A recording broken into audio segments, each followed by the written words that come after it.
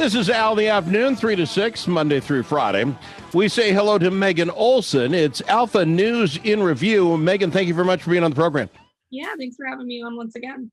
Well, and the interesting thing about Alpha News is you're an internet news organization, not a lot of print. You do this stuff on getting the digits and the stuff and the digital stuff, which is good.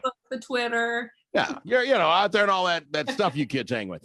Yes. But what I like about your organization is you do a lot of stories and a lot of local stuff. I mean, you're Alpha News Minnesota, but you keep up. Now, I'm just going to guess you're going to do the top news story, but I'm going to throw it out there that once again this week, Representative Thompson has to be the head story, right? Of all your digital clicky thingies, right? For the past 3 weeks, he's definitely remained top of mind for everyone, not just Alpha News readers, but all news readers across the state. So it's just, well, he's I'm going to say a bit of a knucklehead. Well, you tell me the latest story on him. I'm going to tell you why I say that. Yeah, so latest story is that he recently had a presser that was yesterday on Monday. He held that in front of the Capitol steps with a group of supporters around him, including his wife, who was a part of some of those domestic assault allegations that we discussed last week. She completely dispelled all those rumors, said that, we've been together for 20 years. There's ups and downs to that. It kind of ignored the fact that there were other women involved in those allegations. That part was never really addressed, but basically— Or the kids. Or the kids too, that, may have seen or heard or been exposed to things that they shouldn't have been. But all of these people supporting his character, essentially standing firm in their footing that he will not be resigning for the remainder of his term, which is what I predicted. Well, you did, and you absolutely said it. But let me throw a couple of things at you here and tell me if I'm a nut job on this. So you get lost in the details of all the different stuff that he's saying didn't happen, did happen. Now his wife's out saying, well, it wasn't like that from 15 years ago. Fine. People change. Okay, but you change, you're a different guy. He's got 20 friends that'll stand on the state capitol and say, hey, this guy's being taken advantage of. Wait a minute. He's not even arguing anymore that he literally came across the border with no license plate on the front of his car, gets pulled over. The cop I saw the videos, maybe he's a racist. I don't know, but it sure didn't look like it from what I saw. And then, so he calls him a racist. He doesn't even say, no, I didn't deserve the ticket. He flashes a Wisconsin driver's license as the guy who's living here. We don't even know if none of that comes up. This week, the police chief says he came in and apologized, which I'm thinking, hey, maybe this guy's catching on. Good for him. And he comes out and pros the presser and says, well, I didn't apologize. What are you talking about? So the police chief's lying. Why would the police chief come up with he came and apologized? Were you there or not? It's just really odd because, he can hold this presser and have all these people saying that they support him, but he can't take the time to publicly apologize. The ultimate act of humility, apologizing for his action, but he can publicly go put himself on a pedestal. So there's really some cognitive dissonance there. People are scared of this guy because he's going to yell you're a racist or whatever. If I was a news organization, I was standing there when he's doing this presser, I would have said, wait a minute, did you or did you not? What did you do when you went to the police chief? When you were at his office yesterday, did you just go there and say, ha, ha, ha, ha, I'm going to have something? I mean, what? At some point, you can't dispel everything that happens. Every human he met, except the 15 behind him, are all messing with this guy. You had mentioned, maybe the press should ask those specific questions. There's the kicker. Alpha News did not know about the presser. The presser it was like selective news organizations heard about it, but our gal who typically does all of our independent journalism videos, she goes to those sorts of things. She was not informed. Alpha News was not informed. It was a shock to us as well over here. But. See, and that's just more of this. You can't, not everyone in this guy's life has been after him. There's something I told you, I think last week, I was glad he was going to take a couple of days and figure it out because this guy's got impulse problems. I think he needs to take a couple of years to figure it out. And honestly, so does the DFL, because it also came out this week and we reported on it that the DFL did know about these allegations and they continued to let him go in part of that endorsement process and allowing him to receive that endorsement. They've now come out and said that they plan to improve their vetting process, but clearly their vetting process worked. They just didn't do anything about it. Well, what I heard from somebody was that he had come out and said that was a different John Thompson. And you got to think, oh, okay, you guys telling us the truth. You would presume you're going to fall in that. But now he's not even arguing. He's just saying it really wasn't like that. The cops were setting me up. So there was reports about it. It's just everybody's after him. I've got really no more time for him. But I'm guaranteeing you and I will be talking about him again next week because he can't be in front of the press and do something to stick it to somebody. It's crazy, this guy. What else you got for me, Megan? Yeah, so speaking of kind of airtime, he had that presser, and a fourth grade student from Sartell, a Sartell elementary school here in Minnesota, got a little bit of press time herself. She was featured on Fox and Friends yesterday, which kind of a sad story, but I'm really proud of her. She went on Fox News to share a little bit about her story and what she explained at a school board meeting the month before about how her and her classmates received an equity survey in class. And this was a part of Sartell Schools Alliance with Equity Alliance Minnesota. They had a $80,000 agreement to investigate equity in the schools. The survey was given out to students, and the students were, according to this girl, told that they couldn't share this with their parents. So red flags went up in her head because she knows she was raised to be honest. And she was like, well, this makes me uncomfortable. Why can't I share this with my parents? She told her parents, brought it before the school board, and, it's kind of just blowing up the school district, who really is saying that, this fourth grader took it out of context. But I'm not really. Don't tell your mother she took it out of context. I think she's very well spoken, so I would say that she probably knew what was going on. I didn't catch her on Fox, but I saw the replay or whatever you want to call it on the Facebook thing. So I did see this girl. She does come across as a very intellectual girl. Her mother has got no time for this, and I give her mom all the credit in the world. I told my kids, you keep nothing from your parents. If anyone, I don't care who it is, I say, well, don't tell your folks. Instantly tell your folks, because nothing good can happen. The fact that those words were said or anything like it in fourth grade, and then the principal, he's out there kind of trying to say, well, and they're trying to blame the fourth grader. He's skirting around it a little bit too. And what's interesting is that other students have come forward saying that they were actually pulled from their classrooms this last year to talk to the Equity Alliance Minnesota staff. So, I mean, me personally, if I had kids, I would feel uncomfortable if my student was talking to an outside organization when they should be learning. Like, that's class time. Well, and doing the survey, I guess that's up to the school board. They want to do a survey. I don't know how mixed in different races and that sort of thing it is in Sartell. I have no idea if it's a big problem or it isn't, but they get to make that call. But you're right. Pulling students out or saying, hey, take a little quiz for me. Just don't tell your parents. It gets icky really. And we know for sure too, Tom Emmer came out and said, he's the representative or the congressman in that district. He came out and said it's incredibly concerning. So I would expect the possibility of some school related legislation to things like this that, have been happening across the state of Minnesota. But I think this is one of the more egregious examples. Yeah, we talked about that young lady before when that story broke, and then she was on Fox, whatever, day or two later. I love this because I can't imagine that's not trending in Minnesota. Holy smokes. A Sartell young lady is on Fox News talking about her problem. Just give me a teaser for the next one. What can we talk about after the break?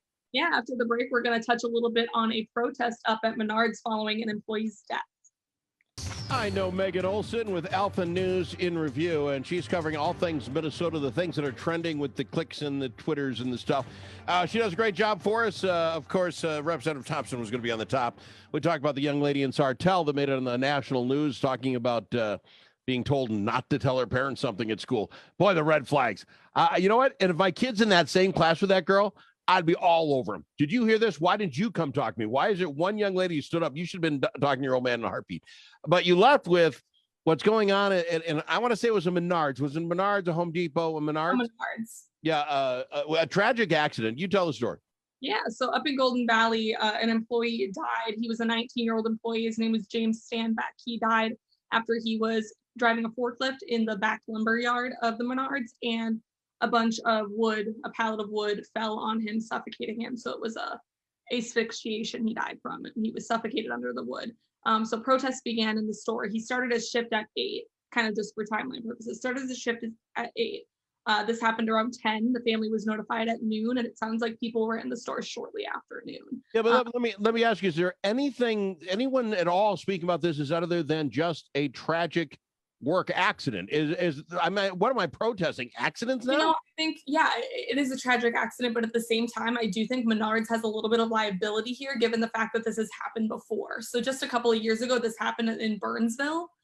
This happened at a Burnsville Menards where someone died after being crushed. But also at the same time, I don't think that rushing to a store and protesting that the store be closed down is a proper response.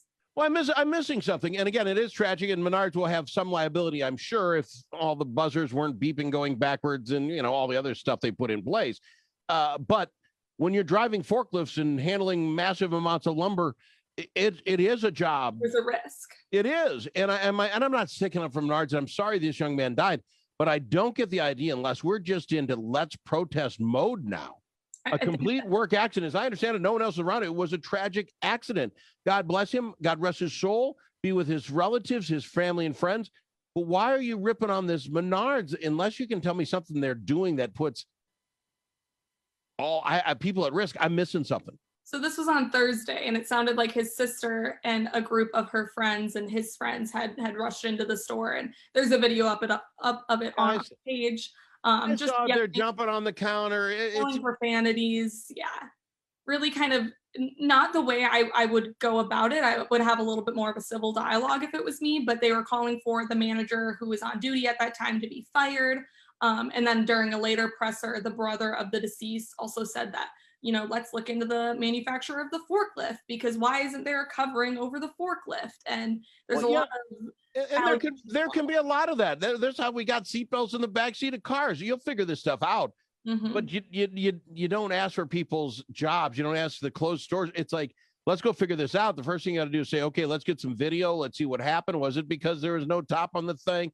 I have no idea. And what's is they were so disruptive to other customers that they did end up shutting down the store for 24 hours. They reopened at noon on Friday. They shut down early afternoon Thursday just because of the ruckus. I mean, if I was a customer and I experienced that, I would probably just go to the other nearest Menards. I mean, I don't want to be involved in that. If you're stuck at Menards, you go to Home Depot. It's tough for them. I get it. It's a tragedy. And again, I feel sorry for that family, and I hope they can find some relief.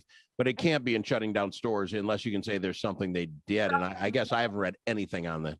There's got to be a better way to communicate our problems, I would think. Yeah. Now, the last one, you want to go storm the Capitol. I might follow you on this one. Give us your last story, Meg. Yeah, our last story is that in the year of 2020, since the beginning of the pandemic, legislators have accrued approximately $3.2 million in per diem pay. So just kind of to break that down, the per diem pay doesn't even include their base salaries. So actually, no, I think that number does, but it's $2 million. Per diem is above and beyond. The difference would be they get per diem for lunches during the session, and they got to go, or they get some per diems during the regular session. The difference would be interesting to see with the 13 or 14 extra days they drove up there. Yeah. How much that added up with the difference. But the governor's powers, which I almost think maybe that per diem pay should come out of his salary, because those powers shouldn't have been renewed as often as they were. But it's amazing that on top of their salaries, some legislators are making upwards of $22,000 extra a year from per diem. So that's including, your lodging, your food expenses, which are base payments from the legislature. It's not like you got to see some of this is probably I say okay is the right word. Some of it's all right, and then you're up in the middle of the Iron Range. That's where you're at, and because the governor says I got special superpowers, you got to come back for the day.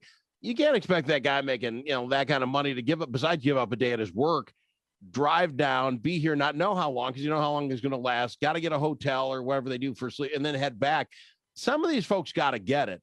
Mm-hmm. I would just like to know how many folks sitting there in Minneapolis, St. Paul, maybe in the 7-county metro, the extra $40 a day. You know what I'm saying? Well, Representative Cal Bear actually refused these per diem payments, and he came out with a statement, which it resonated with me. I mean, I'm not a constituent of him, but just as a constituent of the legislature, he just said, as a legislator, as a legislator, that's my job. I'm just like every other one of my constituents that drives into a job and drives home. Like, that's my commute. That is something that I took on when I ran for public office. Yeah, but if you're going to do that way, those guys up in the Iron Range, if you got a 3-hour drive, no one would ever run for the job making what they make if you got to put that kind of mileage on. So I'm not an anti-per diem guy, and I don't even know if they're crazy. But when you start saying, hey, another 13 days, come down for the day, maybe 2, and then we'll have the extra month, the overtime session. Now you're talking some real money. Mm-hmm. Especially since in 2017, their salaries increased by 45%, and they increased by $2,000 this year. So it definitely just keeps going up and up. And I think in the last legislative makeup, this was pre the 2018 legislature, about 75% held an outside job. So, their base salary in the legislature is for their 4 months that they serve, but then they also have another job to kind of sustain their income throughout the rest of the year. their legislative role shouldn't be what they're living on, so to speak. I know for some people it is, but it's not designed to be that way. It's a citizen legislature. No, you're absolutely right. But when we do knucklehead stuff like 14 straight extra days and then an extra month, and I use Senator Nick Frentz. I like Senator Nick Frentz, a friend of mine. He's a lawyer. So you make your plans. I'm going to be gone from the law firm for these 4 months. Then you get down the end, like, yeah, right, might be 5 months. And then you got all that stuff you do as lawyer guys, clients and yada, yada. You got to move all that around. Then there's a special session. There are jobs. My representative down here is a teacher, right? He's literally a teacher. Well, you can't just get an extra month off. Somebody's got to fill this. You know what I'm saying? Some jobs just aren't all that conclusive. Yeah. And so I feel sorry for those folks because, yeah, they signed up. They want to be great legislators. They want to do the best for the business. But not all the legislators, and I know Senator Frentz was not happy that they went into overtime in that last month. Oh, yeah. But what do you do about it? Then not go up there? Well, now you're not representing your constituents, so it's a box. As a rank and file member, how frustrating it must be in those extra sessions because you're not in on those discussions. It's literally just Speaker Hortman, you got Gazelka in there, Dowd, you've got the governor, and that's it. Yeah. And then everybody else is just supposed to be there. I would be really frustrated if I had won my race in 2020 and I was sitting there and they were doing that behind closed doors. I would be pretty upset because it is wasting everybody's time, including each and every one of the constituents that they're supposed to be there serving. Of course you would. Absolutely. Megan, I can't thank you enough for doing this. Alpha News, I appreciate you being a part of it. It's Megan Olson, Alpha News and Review. We'll catch you again next week, but you going to put donuts on it? It's going to be Thompson. Thompson's going to be the name topic again next week. Oh, yeah. I mean, if we're going to gamble on this, the Olympics will end. We might end up, we didn't get Simone quits. Thompson will be the thing they're talking about because he'll do something just crazier than that. Absolutely, especially here in Minnesota. Megan, appreciate you being on the program. Yeah.